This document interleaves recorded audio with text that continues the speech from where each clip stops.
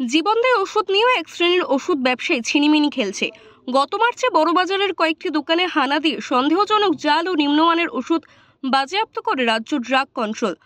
পূর্ব বর্ধমান জেলায় শহর বর্ধমানে অনেক দোকানে তল্লাশি চালানো হচ্ছে রাজ্য ড্রাগ কন্ট্রোল আধিকারিকদের পক্ষ থেকে। শর্মা এন্টারপ্রাইজের প্রোপাইটার শঙ্কর সাহা জানান, ওষুধের বেআইনি কারবার রুখতে রাজ্য ড্রাগ কন্ট্রোল বাড়িয়েছে নজরদারি। প্রত্যেকটি সেক্টর ধরে ধরে বিশেষ করে স্বাস্থ্য দপ্তর ড্রাগ কন্ট্রোলের মাধ্যমে স্থানীয় প্রশাসনকে নিয়ে দোকানে দোকানে ভিজিট করছে। কলকাতার দু একটা দোকানে পিউসিএস ড্রাগ বলছে, কিন্তু সরকার ঘোষণা করছে না পিউসিএস ড্রাগ, সেটা বলছে নিম্নমানের ধরা পড়েছে। কিন্তু আমরা এটুকু বলতে পারি যে ট্রেডার হিসাবে বর্তমানে এখনও সেই রকম কোনো পরিস্থিতি তৈরি হয়নি।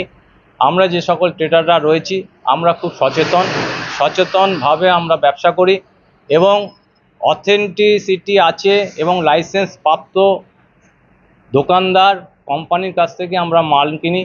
এইখানে বলে রাখা দরকার যে আমরা মালটা কিনছি কোম্পানির থ্রুতে। কোম্পানি কি তৈরি করছেন তার দায়িত্বটা কিন্তু কোম্পানিকে নিতে হবে, সরকারকে নিতে হবে। যেখানে প্রোডাকশানটা হচ্ছে, ম্যানুফ্যাকচারিংটা হচ্ছে, কোনো দোকানদারের পক্ষে, আমার দোকানে 6000 প্রোডাক্ট আছে, কোনো দোকানদারের পক্ষে বা কোনো কাস্টমারের পক্ষে সম্ভব নয় কিউআর কোড হোক, বারকোড হোক দেখে ওষুধ কিনে ওষুধ খাওয়া। এটা একটা অকল্পনীয় ধারণা, এটা কখনো সঠিক হতে পারে না।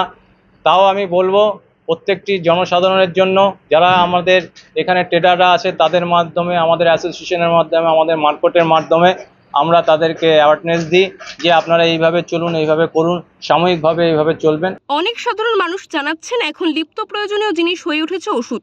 তাই যে জায়গায় ওষুধ প্রস্তুত হচ্ছে সেখানে নজরদারি দেওয়ার প্রয়োজন কেন্দ্রীয় সরকারের।